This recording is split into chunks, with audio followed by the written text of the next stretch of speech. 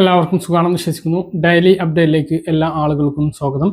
നാളെ ഏപ്രിൽ 13-ാം തീയതിയും തുറന്നുള്ള ദിവസങ്ങളിലും നിങ്ങൾ ശ്രദ്ധിക്കേണ്ട വളരെ പ്രധാനപ്പെട്ട കാര്യങ്ങളാണ് ഈ ഒരു വീഡിയോയിൽ വ്യക്തമാക്കുന്നത്. വീഡിയോയുടെ വിശദാംശങ്ങളിലേക്ക് കടക്കുന്ന മുമ്പ് കൂടുതൽ ആളുകളിലേക്ക് ഇൻഫർമേഷൻ എത്താൻ ഷെയർ ചെയ്യുക, ലൈക്ക് ചെയ്യുക, ഫേസ്ബുക്കിലൂടെ കാണുന്ന ആളുകൾ ഫോളോ ചെയ്യുക. വീഡിയോയുടെ വിശദമായ വിവരങ്ങളിലേക്ക് വരാം. ആദ്യത്തെ അറിയിപ്പ്, പശ്ചിമേഷ്യൻ സംഘർഷങ്ങളുടെ പശ്ചാത്തലത്തിൽ രാജ്യത്ത് ഇപ്പോൾ ഗ്യാസ് ബുക്കിങ്ങിന് നിയന്ത്രണം ഏർപ്പെടുത്തിയ സാഹചര്യമുണ്ട്. 25 ദിവസത്തിൽ ഒരു തവണ മാത്രമാണ് ഇപ്പോൾ ഗാർഹിക സിലിണ്ടറുകൾ ബുക്ക് ചെയ്യാൻ കഴിയുന്നത്. വാണിജ്യ സിലിണ്ടർ കൃത്യമായിട്ട് ലഭിക്കാത്ത ഒരു സ്ഥിതിയും ഉണ്ട്. ഈ ഒരു സാഹചര്യം മറികടക്കുന്നതിന് വേണ്ടി ജനങ്ങളെ വൈദ്യുതി പാചകത്തിലേക്ക് എത്തിക്കുക എന്ന ലക്ഷ്യത്തോടു കൂടി കേന്ദ്ര സർക്കാർ പുതിയ പദ്ധതി ആവിഷ്കരിച്ചിരിക്കുകയാണ്. രാജ്യത്ത് വൈദ്യുതി പാചക രീതി വ്യാപിപ്പിക്കുന്നതിന്റെ ഭാഗമായി ഇൻഡക്ഷൻ സ്റ്റൗ വാങ്ങുന്നതിന് പലിശ രഹിത സബ്സിഡി വായ്പകൾ നൽകുന്നതിന് വേണ്ടിയാണ് ഇപ്പോൾ കേന്ദ്ര സർക്കാർ തീരുമാനിച്ചിട്ടുള്ളത്. പാചകവാതക വിതരണത്തിലുണ്ടായ പ്രതിസന്ധിയും വിലക്കയറ്റവും സാധാരണക്കാരെ ബാധിച്ച പശ്ചാത്തലത്തിലാണ് കേന്ദ്ര സർക്കാരിന്റെ ഈ പുതിയ നീക്കം. പൊതുമേഖലാ സ്ഥാപനമായ energy Ephesians private limited EESL വഴിയാകും പദ്ധതി നടപ്പിലാക്കുക. ഉപഭോക്താക്കൾക്ക് ആദ്യം സ്റ്റൗ ലഭിക്കുകയും പിന്നീട് ആ സ്റ്റൗവിന്റെ യഥാർത്ഥ വില മാത്രം, അതായത് പലിശയില്ലാതെ ആ യഥാർത്ഥ വില മാത്രം അടച്ച് നൽകിയാൽ മതിയാകും. ലോക് ബാങ്ക്, ഏഷ്യൻ ഡെവലപ്മെന്റ് ബാങ്ക് തുടങ്ങിയ അന്താരാഷ്ട്ര സാമ്പത്തിക സ്ഥാപനങ്ങളുമായി ചേർന്നാണ് പദ്ധതി വിഭാവനം ചെയ്യുന്നത്. വായ്പയുടെ പലിശ ഇനത്തിലുള്ള തുക ഈ കമ്പനികൾ സബ്സിഡിയായി നൽകുന്നതാണ്. 2023 ആരംഭിച്ച national efficient cooking programme NECP വിപുലീകരിച്ചുകൊണ്ടായിരിക്കും ഈ ആനുകൂല്യം ലഭ്യമാക്കുക. നിലവിൽ ഈ പദ്ധതിയിൽ പലിശ സബ്സിഡി ഉൾപ്പെടുത്തിയിരുന്നില്ല. ഇപ്പോഴാണ് സബ്സിഡി ഉൾപ്പെടുത്തിയത്. അധിക ബാധ്യതയില്ലാതെ വൈദ്യുതി പാചക രീതിയിലേക്ക് മാറാൻ ഇതിലൂടെ സാധിക്കുന്നതാണ്. ലോകത്തിലെ ഏറ്റവും വലിയ രണ്ടാമത്തെ LPG ഇറക്കുമതി രാജ്യമാണ് ഇന്ത്യ. ഇതിൽ 60% പശ്ചിമേഷ്യയിൽ നിന്നാണ്. ഇവ വരുന്നതും ഹോർമോസ് കടലിടുക്കിലൂടെയാണ്. ഇത് മൂലമാണ് പ്രതിസന്ധി ഉണ്ടായത്. നമുക്കറിയാം, ഇൻഡക്ഷൻ കുക്കർ പല ആളുകൾക്കും പേടിയാണ്, വൈദ്യുതി ചാർജ് അധികമാകുമോ എന്നുള്ളത്. പക്ഷെ നിലവിൽ വൈദ്യുതി വിദഗ്ധർ പറയുന്നത് ഇപ്പോഴുള്ള പാചകവാതക വില നോക്കുകയാണ് എങ്കിൽ വൈദ്യുതിയിൽ ഉപയോഗിക്കുന്നതായിരിക്കും ലാഭം എന്നാണ് അവർ അവകാശപ്പെടുന്നത്. മാത്രമല്ല, ഇത് പൂർണ്ണമായും സൗജന്യമാക്കാൻ കേന്ദ്ര സർക്കാരിന്റെ തന്നെ മറ്റൊരു പദ്ധതിയിൽ ചേർന്നാൽ മതി. പാചകം സൗജന്യമാക്കുന്നതിനോടൊപ്പം വീട്ടിലെ കറണ്ട് ചാർജ് പൂർണ്ണമായും ഒഴിവാക്കുന്നതിന് വേണ്ടി സൂര്യഭവനം സോളാർ പദ്ധതിയിൽ ചേരുകയാണ് എങ്കിൽ 78,000 രൂപ വരെ സബ്സിഡി ലഭിക്കും. ഇതിനും നമ്മൾ ആദ്യം പണം നൽകണം എന്ന് നിർബന്ധമില്ല. പലിശരഹിത വായ്പ, ഈടുരഹിത വായ്പ ഇതിനും ലഭിക്കുന്നതാണ്. തവണകളായി അടച്ചു നൽകിയാൽ മതി. മാത്രമല്ല, മൊത്തം തുകയുടെ 78,000 രൂപ വരെ തിരിച്ച് ബാങ്ക് അക്കൗണ്ടുകളിലേക്ക് സബ്സിഡിയായി കയറുകയും ചെയ്യും. അങ്ങനെ സോളാറും നമ്മുടെ വീടുകളിൽ സ്ഥാപിക്കാവുന്നതാണ്. വൈദ്യുതി പാചകം പൂർണ്ണമായും അധികം ചെലവിലേക്ക് മാറ്റാനും സാധിക്കുന്നതാണ്. ഈ ഗ്യാസ് പൂർണ്ണമായിട്ടും ഒഴിവാക്കാൻ നമുക്ക് ഇതിലൂടെ സാധിക്കുന്നതാണ്. നമ്മുടെ രാജ്യത്തെ കർഷകർക്ക് ലഭിക്കുന്ന ഏറ്റവും വലിയ ധനസഹായ പദ്ധതി തന്നെയാണ് PM കിസാൻ സമ്മാൻ നിധി. 2019 മുതൽ ആരംഭിച്ചിട്ടുള്ള പദ്ധതിയിലേക്ക് ആർക്കും ചേരാവുന്നതാണ്.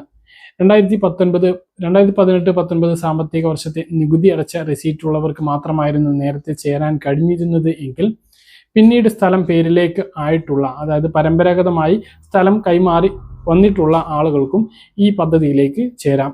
അതേസമയം പുതുതായിട്ട് ഇതിന് ശേഷം 2019 ശേഷം സ്വന്തം പേരിലേക്ക് സ്ഥലം മേടിച്ചിട്ടുള്ള ആളുകൾക്ക് ഇതിലേക്ക് ചേരാൻ ഇപ്പോഴും കഴിയുന്നില്ല. അതിലേക്ക് ഒരു അപ്ഡേഷൻ വന്ന് മാറ്റം ഉണ്ടാകും എന്ന് നമ്മൾ പ്രതീക്ഷിക്കുന്നു. അപ്പോൾ ഈ 2,000 രൂപ നിങ്ങൾക്ക് 5 സെന്റ് സ്ഥലം ഉണ്ട് എങ്കിൽ നിങ്ങൾക്കും അവകാശപ്പെട്ടതാണ്. പദ്ധതിയിലേക്ക് ഇപ്പോൾ ഓൺലൈനായിട്ട് അപേക്ഷ നൽകാവുന്നതാണ്. നേരത്തെ പറഞ്ഞു വന്ന കാര്യം, ഇപ്പോൾ ഓരോ മാസം കഴിയുമ്പോഴും ഗുണഭോക്താക്കൾക്ക് പല ആളുകൾക്കും ഇത് മുടങ്ങിപ്പോകുന്ന സാഹചര്യമുണ്ട്. പരിശോധിക്കുമ്പോൾ ഒരു പ്രശ്നവും ഇല്ല എന്നുള്ളതാണ്. അങ്ങനെയുള്ള ആളുകൾ സ്റ്റാറ്റസ് പരിശോധിച്ച ഒരു പ്രശ്നവും ഇല്ല എങ്കിൽ നിങ്ങളുടെ കൃഷി ഓഫീസുമായിട്ട് ബന്ധപ്പെടണം. അഗ്നിസ്റ്റാർക്ക് കർഷക രജിസ്ട്രേഷൻ നിർബന്ധമായിട്ടും ചെയ്യാൻ വേണ്ടിയിട്ട് ശ്രദ്ധിക്കണം. ആധാർ സീഡിങ്ങിന് പുറമെ ലാൻഡ് വെരിഫിക്കേഷനും പൂർത്തീകരിക്കണം. നിങ്ങൾ സ്ഥലത്തിൻ്റെ രേഖകളിൽ എന്തെങ്കിലും മാറ്റങ്ങൾ വരുത്തിയിട്ടുണ്ട് എങ്കിൽ അതിൻ്റെ പൊരുത്തക്കേടുകൾ കാരണം ഈ ഒരു തുക തടസ്സപ്പെടാനുള്ള സാധ്യതയുണ്ട് എന്നുള്ള റിപ്പോർട്ടുകളും ഉണ്ട്. മറ്റൊന്ന്, ഒരു കുടുംബത്തിൽ തന്നെ ഒന്നിൽ കൂടുതൽ ആളുകൾ വാങ്ങുന്നുണ്ട് എന്ന സംശയത്തിൻ്റെ അടിസ്ഥാനത്തിൽ അത്തരം അക്കൗണ്ടുകൾ, അതായത് 2 അക്കൗണ്ട് ഉണ്ട് എങ്കിൽ ആ 2 അക്കൗണ്ടുകളും താൽക്കാലികമായി മരവിപ്പിച്ച അവസ്ഥയുണ്ട്. അത് തെറ്റാണ്. അതായത് ഈ 2 അംഗങ്ങൾ വാങ്ങുന്നില്ല എന്ന് ഇവർക്ക് ബോധ്യപ്പെടുന്നത് മുതൽ മാത്രമേ പിന്നീട് തുക പുനഃസ്ഥാപിച്ച് കിട്ടുകയുള്ളൂ. മുടങ്ങിയിട്ടുള്ള തുകയും കിട്ടാനുള്ള സാധ്യതയുണ്ട്. ഇപ്പോൾ നമുക്കിത് സറണ്ടർ ചെയ്യാൻ കഴിയുന്നതാണ്. അതായത് നമുക്ക് ഈ ആനുകൂല്യം വാങ്ങുന്നതിന് ഇപ്പോൾ അർഹത ഇല്ല എങ്കിൽ നമുക്ക് സ്വമേധയാ ഇതിൽ നിന്നും ഒഴിവാകാവുന്നതാണ്. പ്രത്യേകിച്ച് ആദായ നികുതി അടക്കുന്ന ആളുകളാണ് ഈ കാര്യം ശ്രദ്ധിക്കേണ്ടത്. പ്രൊഫഷണൽ ജോലിക്കാരും ശ്രദ്ധിക്കണം. നേരത്തെ ഇത് നമുക്ക് വാങ്ങാൻ അർഹതയുണ്ടായിരുന്നു, പിന്നീടാണ് ഇത്തരം ഉയർച്ചയിലേക്ക് നമ്മൾ വന്നിട്ടുള്ളത് എങ്കിലും ഇതിൽ നിന്ന് ഒഴിവാകുക. ഇല്ല എങ്കിൽ ഇതുവരെ വാങ്ങിയിട്ടുള്ള തുകയൊക്കെ നമ്മൾ തിരിച്ചടയ്ക്കേണ്ട സാഹചര്യം ഉണ്ടാകും. നോട്ടീസ് വന്നാൽ ആ കാര്യം അങ്ങനെയാണ് ഉണ്ടാകുക. ഇലക്ഷനുമായി ബന്ധപ്പെട്ട വീഡിയോകളായതുകൊണ്ട് തന്നെ ആധാറിൻ്റെ കാര്യം കൃത്യമായിട്ട് പറഞ്ഞിരുന്നില്ല. നമ്മൾ ശ്രദ്ധിക്കേണ്ട വളരെ പ്രധാനപ്പെട്ട ചില കാര്യങ്ങളുണ്ട്. ആധാർ അടിസ്ഥാനമാക്കി പല കാര്യങ്ങൾക്കും ഫേസ് ഒതൻറ്റിക്കേഷൻ നിർബന്ധമാക്കിയിരിക്കുന്ന ഈ ഒരു കാലഘട്ടത്തിൽ ആധാർ അപ്ഡേഷനും ആധാറിൻ്റെ ഫോട്ടോ മാറ്റുന്നത് ഉൾപ്പെടെയുള്ള കാര്യങ്ങൾ നിർബന്ധമാണ്. ഇതിൽ പ്രധാനമായിട്ടും ശ്രദ്ധിക്കേണ്ടത് 10 വർഷം കഴിഞ്ഞിട്ടുള്ള ആധാർ കാർഡും 5 വയസ്സിന് മുമ്പെടുത്തിട്ടുള്ള കുട്ടികളുടെ ആധാർ കാർഡ് 7 വയസ്സിന് മുമ്പും ഇത് കഴിഞ്ഞ് 15 വയസ്സ് മുതൽ 17 വയസ്സിന് മുമ്പും പുതുക്കുന്നതുമായി ബന്ധപ്പെട്ട കാര്യങ്ങളുമാണ്. നമ്മുടെ ആധാർ കാർഡ് ഏറ്റവും പ്രധാനപ്പെട്ട രേഖയാണ് എന്നുള്ള കാര്യത്തിൽ ഒരു സംശയവുമില്ല. ഇപ്പോൾ കേന്ദ്ര സർക്കാർ യുണീക്ക് ഐഡന്റിഫിക്കേഷൻ അതോറിറ്റി മുഖാന്തരം ആധാർ ആപ്പും അവതരിപ്പിച്ചിട്ടുണ്ട്. ഫിസിക്കൽ ആധാർ കാർഡ് കയ്യിൽ കൊണ്ട് നടക്കണം എന്നിപ്പോൾ നിർബന്ധമില്ല. ആധാർ ആപ്പ് ഇൻസ്റ്റാൾ ചെയ്ത് അത് മുഖാന്തരം നമുക്ക് ലഭിക്കുന്ന QR കോഡ് ആധാർ രേഖ നൽകേണ്ടടുത്ത് കാണിച്ചാൽ മതി. അവർ അത് സ്കാൻ ചെയ്ത് നമ്മുടെ ആധാർ കാർഡ് വിവരങ്ങൾ, അവർക്ക് വേണ്ട വിവരങ്ങൾ മാത്രം അവർക്ക് ലഭിക്കുന്നതാണ്. ഈ ഒരു രീതിയിലേക്ക് കാര്യങ്ങൾ മാറിയിട്ടുണ്ട്. യുണീക്ക് ഐഡന്റിഫിക്കേഷൻ ID നമ്പർ, അതായത് നമ്മുടെ ആധാർ നമ്പർ, അത് വളരെ പ്രധാനപ്പെട്ട രേഖ തന്നെയാണ്. ഈ നമ്പർ പ്രകാരം നമുക്ക് പല വെരിഫിക്കേഷനുകളും പല സന്ദർഭങ്ങളിലും നടത്തേണ്ടതുണ്ട്.